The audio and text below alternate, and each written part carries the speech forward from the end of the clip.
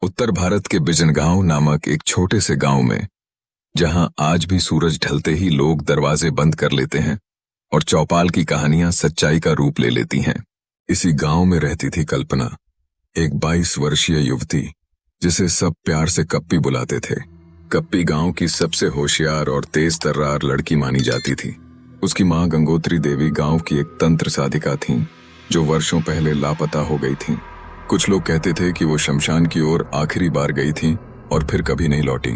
गंगोत्री देवी की गुमशुदगी के बाद कप्पी की देखभाल उसके चाचा चाची करते रहे, लेकिन वो अक्सर अकेली ही रहती। उसका स्वभाव धीरे धीरे बदलता गया। वो चुप चुप रहने लगी और रात में अक्सर गांव के बाहर शमशान की ओर जाते लोगों को उसकी परछाई दिखती। एक रात गांव की बिजली चली गई। पूरा गांव अंधेरे में डूबा हुआ था। हवा में अजीब सी ठंडक और कुछ भारीपन था। वही रात थी जब कप्पी अचानक अपने घर से गायब हो गई। लोगों ने सोचा वह किसी रिश्तेदार के यहाँ गई होगी, लेकिन जब 3 दिन बीत गए और उसका कोई पता नहीं चला तो पूरे गांव में सनसनी फैल गई। चौथे दिन कप्पी लौटी, लेकिन जब वो लौटी तो वो पहले जैसी नहीं थी। शाम का वक्त था, आसमान में काले बादल छाए थे। गांव के मुख्य मंदिर की घंटी अपने आप बजने लगी और तभी मंदिर के बाहर से किसी ने धीमे धीमे पायल की आवाज सुनी। कप्पी, धूल और राख में सनी, गीले बाल, आंखों में अजीब खालीपन और होठों पर एक सूखी मुस्कान लिए मंदिर की सीढ़ियां चढ़ रही थी। सब दंग रह गए। चाची बेहोश हो गई। किसी की हिम्मत नहीं थी उससे पूछने की कि वो कहाँ गई थी, लेकिन उस रात कप्पी अपने कमरे में नहीं सोई। वो मंदिर में बैठी रही, पूरे अंधेरे में, बिना हिले डुले, बिना कुछ कहे, एक अजीब सी भाषा में कुछ बड़बड़ाते हुए। अगले कुछ दिनों में गांव में अजीब घटनाएं होने लगीं। लोगों के घरों में रात के समय दरवाजे अपने आप खुलने लगे। पशु अजीब तरह से चिल्लाने लगे। औरतों के बाल खुद ब खुद टूटने लगे। बच्चों को नींद में एक ही नाम पुकारते सुना गया, कप्पी दीदी। सबसे ज्यादा डरावनी बात यह थी कि जब कोई कप्पी से आंख मिलाता, उसे ऐसा लगता जैसे किसी गहरे कुएं में झांक रहा हो, जहां सिर्फ अंधकार है और कुछ घसीटता जा रहा है। गांव के सबसे बुजुर्ग तांत्रिक भैरवनाथ ने घोषणा की, जो लड़की लौट कर आई है वो अब इंसान नहीं रही। शमशान की चौखट को पार करके जो वापस आए वो कभी पहले जैसा नहीं रहता, लेकिन तब तक बहुत देर हो चुकी थी। कप्पी अब केवल एक लड़की नहीं थी, वो एक रास्ता थी जो दूसरी दुनिया की ओर खुलती थी। कप्पी के लौटने के कुछ दिन बाद गांव में रहने वाले एक पुराने पुजारी दीनानाथ जी ने कप्पी की मां गंगोत्री देवी का एक पुराना संदूक खोजा। संदूक लकड़ी का था। उस पर सिंदूर और राख की परत जमी थी। उसमें एक डायरी थी, गंगोत्री देवी की आखिरी लिखी बातें। डायरी का पहला पन्ना पढ़ते ही दीनानाथ जी कांप उठे। 15 अक्टूबर, मैं आज रात अंतिम बार शमशान जा रही हूँ। वहां जो आत्मा 72 सालों से बंधी है वो अब जाग रही है। अगर मैं न लौटी तो मेरी बेटी कप्पी को कभी उस चौखट के पास मत जाने देना, क्योंकि वह रूह उसी के लिए जागेगी। गांव में हड़कंप मच गया। वो रात सबसे डरावनी थी। कप्पी फिर से अपने घर नहीं गई। उसने गांव के पुराने कुएं के पास एक सूखी नीम के पेड़ के नीचे बैठना शुरू कर दिया। जब रात होती वो वहां बैठी रहती, सिर झुकाए, आंखें खोले, और उसके होंठ लगातार हिलते रहते, लेकिन उसकी आवाज कोई नहीं सुन सकता था। गांव के एक लड़के अविनाश ने हिम्मत दिखाई और उसका पीछा किया। वो छिपकर देख रहा था कि कप्पी क्या कर रही है। रात के करीब 2 बजे कप्पी ने अपनी गर्दन ऊपर उठाई और एकदम से कुएं में झांकने लगी। अविनाश को अचानक ऐसा लगा जैसे उसके कान सुन्न हो गए हों। उसे कप्पी की आंखें जलती हुई दिखीं और उसकी परछाई उसके पीछे नहीं बल्कि उलटी दिशा में चल रही थी। अविनाश डर के मारे भागा और अगली सुबह उसकी जुबान चली गई। वो अब सिर्फ एक ही शब्द बोल पाता था, शमशान, शमशान, शमशान। अब कप्पी की हर रात गांव के शमशान तक जाने लगी। वहां की मिट्टी जलने लगी, चिताओं की राख उड़ने लगी, और सबसे भयानक बात, रात के तीसरे पहर शमशान से चीखें सुनाई देती थीं, और वो सिर्फ कप्पी को देखकर थमती थीं।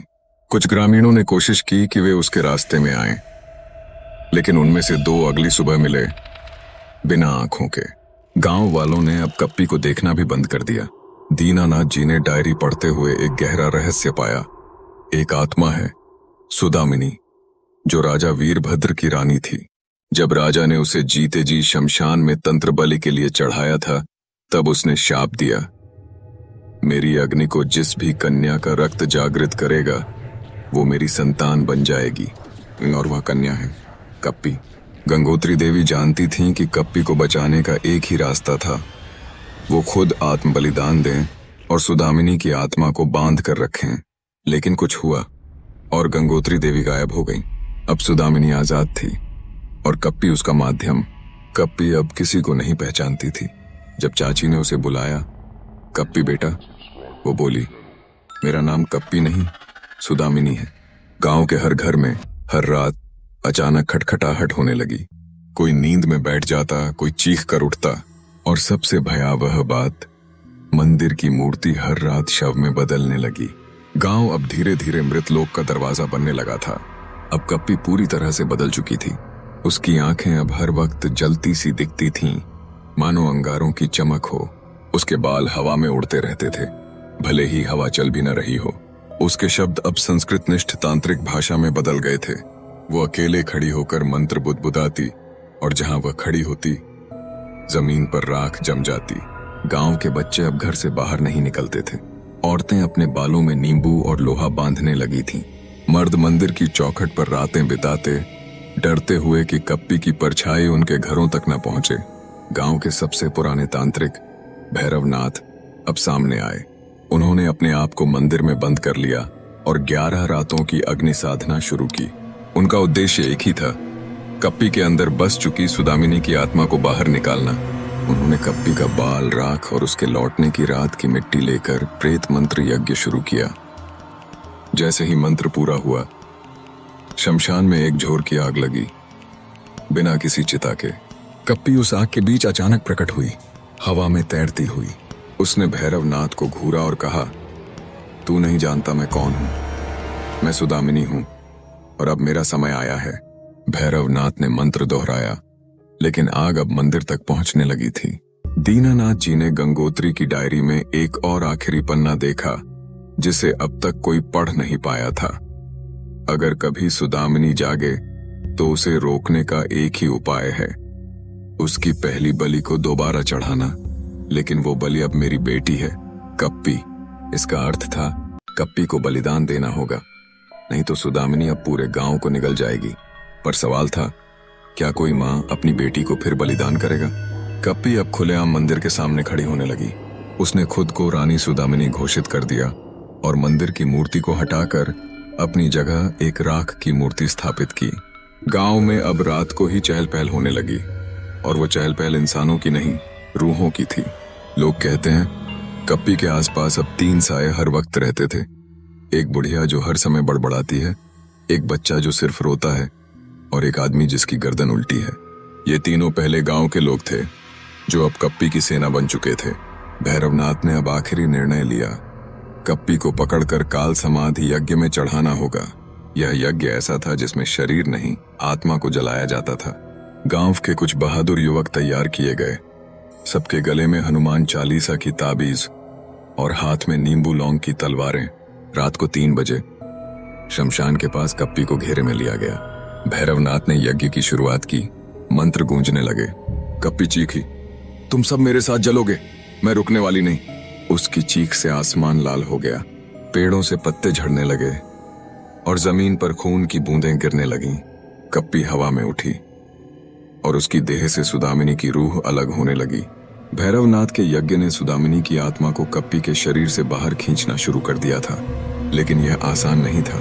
जैसे ही मंत्र का अंतिम उच्चारण हुआ, कप्पी की आंखों से आग नहीं बल्कि काले धुएं की धार निकलने लगी। वह धुआं हवा में आकार लेने लगा और उस धुएं ने धीरे धीरे एक भयानक स्त्री का रूप धारण किया। वह थी सुदामिनी। उसका चेहरा झुलसा हुआ, बाल उलझे और लाल लिबास रक्त में भीगा हुआ। उसकी हंसी जैसे किसी ने मृत्यु को आवाज दी हो, मुझे इस देह से नहीं, इस लोक से बाहर निकालो, वरना मैं इसे ही अपना बनाऊंगी। कप्पी अब जमीन पर गिर चुकी थी। बेहोश, लेकिन उसकी आत्मा अब भी अंदर जीवित थी। सुदामिनी ने उसकी ओर देखा और कहा, अब तेरा समय पूरा हुआ कन्या, अब तेरा शरीर मेरा है। इसी बीच यज्ञ की अग्नि से एक चमकदार रेखा निकली जिसने कप्पी के शरीर को घेरे में ले लिया। उस घेरे में एक और रोशनी प्रकट हुई। यह कप्पी की आत्मा थी। वो अब सुदामिनी के सामने थी। कप्पी बोली, मैं तेरी संतान नहीं हूं, तू शापित है और मैं मुक्त हूं। तू मृत्यु से निकली है और मैं जीवन से। यह पहली बार था जब कप्पी और सुदामिनी की आत्माएं आमने सामने थीं। दोनों के बीच यज्ञ के अंदर एक तांत्रिक युद्ध शुरू हो गया। न मंत्र काम कर रहे थे, न रेखाएं रोक रही थीं। कप्पी की आत्मा रोशनी की तरह थी और सुदामिनी की आत्मा अंधकार का सागर।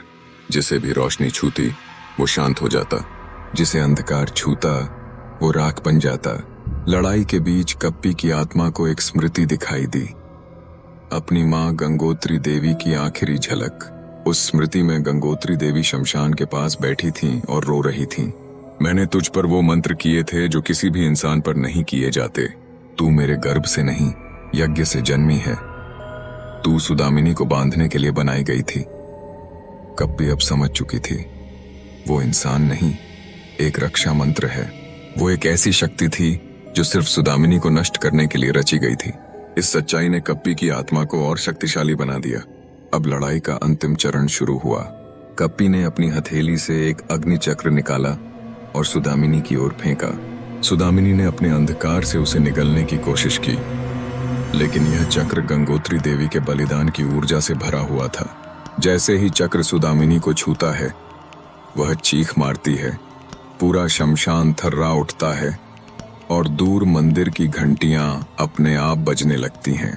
सुदामिनी अब जलने लगी थी, आत्मा के रूप में, और उसकी चीखों ने पूरे गांव को जगा दिया। मैं कभी नहीं मरूंगी, मैं फिर लौटूंगी, कप्पी की आत्मा ने मुस्कुराते हुए कहा। अब कोई चौखट नहीं बची, सब राख हो गया है। वहीं और उसी पल सुदामिनी की आत्मा जलकर भस्म हो गई। अब कप्पी की आत्मा मुक्त थी। भैरवनाथ ने मंत्रों के माध्यम से उसे वापस शरीर में बुलाने की कोशिश की, लेकिन कप्पी ने इनकार कर दिया। मुझे अब यहीं रहना है, इस चौखट की पहरेदार बनकर, कोई और रूह फिर न लौटे। इस बार कप्पी की देह शांत हो गई और उसकी आत्मा शमशान की राख में मिल गई। अब शमशान के बाहर एक नया पत्थर रखा गया। यहाँ विश्राम करती है एक आत्मा जिसने मृत्यु को हराया